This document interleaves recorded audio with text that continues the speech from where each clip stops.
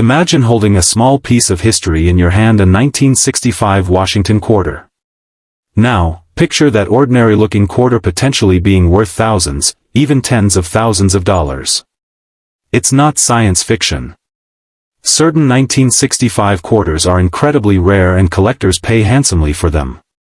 In this video, we'll walk through what makes these coins so valuable, how they came to be, and how you can spot them using simple tools. Back in 1965, a huge shift happened in U.S. coin production. Until then, quarters were made from 90% silver, but rising silver prices and shortages triggered Congress to pass the Coinage Act of 1965. This law changed quarters to a copper-nickel-clad composition. That switch started late that year. But in the chaos of production, some leftover silver blanks accidentally got mixed in. That's how what collectors call a transitional error occurred. 1965 quarters struck on 90% silver planchets that should have never been used for that year. These are among the rarest 1965 errors, and when authenticated by PCGS or NGC, they can sell for $5,000 to $15,000 or even more depending on condition and grade. U.S. Coins Value, Coin Week, 33rd Square, Quality Assurance Association. Collectors estimate fewer than 100 of these silver planchet 1965 quarters exist. That rarity, paired with high demand, pushes auction prices into the 5-digit range. 33rd Square, Coin Week, The Sun for example, one coin graded PCGS $58 Australian sold for $14,687.50 in 2014, and others in similar condition fetched between $7,000 and $9,300. U.S. Coins Value, Coin Week, 33rd Square. One coin you mentioned, the $16,800 sale, is quite plausible for a high-grade silver planchet error in excellent condition. Some rare pieces in top grades have sold upwards of that figure. Quality Assurance Association. So how can anyone, even a casual coin hunter, spot one of these? It's actually simple. Silver planchet quarters weigh more, around 6.25 grams versus the standard copper nickel's 5.67 grams. Quality Assurance Association, The Sun.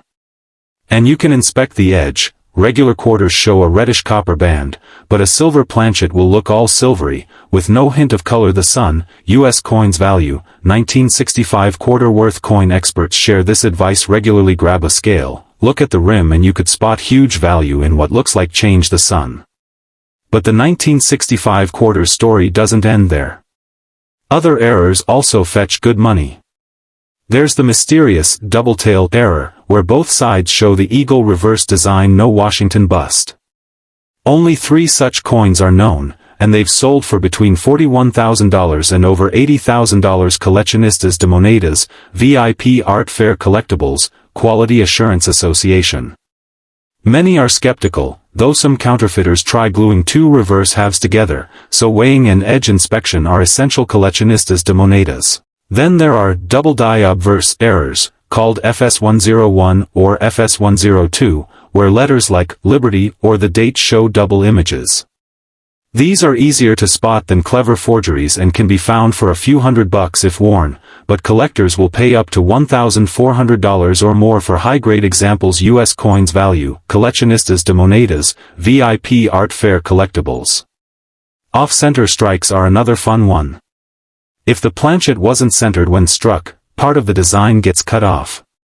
If the date is still visible, that can be worth $100 to $300 or more. 1965 quarter worth, VIP Art Fair Collectibles. Mistakes happen when quarters are struck on wrong planchets too, like penny or dime blanks. A quarter struck on a cent planchet looks small and reddish, and one on a dime blank is too tiny. These errors can be worth anywhere from a few hundred to around $1,400. Coleccionistas de Monedas, Coin Trackers, 1965 quarter worth.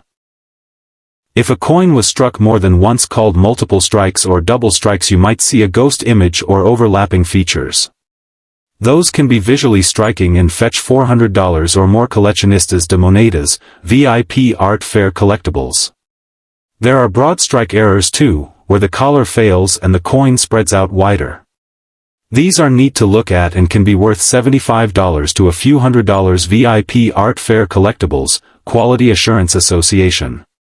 Let's not forget Special Mint Set SMS quarters from 1965 either. These were made with a satin finish for collectors.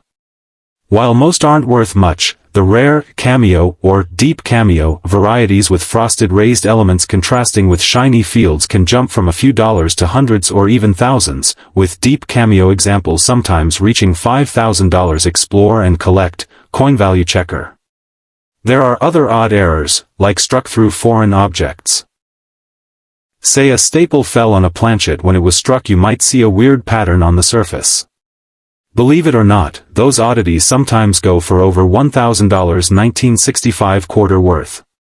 So, here's a simple summary you could even share aloud in a video. Most 1965 quarters are worth just 25 cents, maybe a few dollars in great condition. But if your coin has special traits from the weight, the edge, to how it was struck, it might be one of those rare treasures. Some silver planchet errors have sold for up to $16,800 or more. Double tail errors have topped $40,000. Other mistakes like FS101 double dies or off-center strikes can be worth hundreds to a few thousand. It depends on the kind of error and how well the coin was preserved. If your coin ticks any of these boxes, get it authenticated and graded by a respected service like PCGS or NGC. That certification boosts value and trust for buyers. To wrap up, the 1965 Washington quarter, in most cases, is just loose change. But once in a while, a coin slips through with a mistake that makes it worth big money. If you're curious, pick up a scale and take a closer look. You might already be holding something extraordinary. Let me know if you'd like vision cues, visual comparisons, or a shorter version next. Happy to help.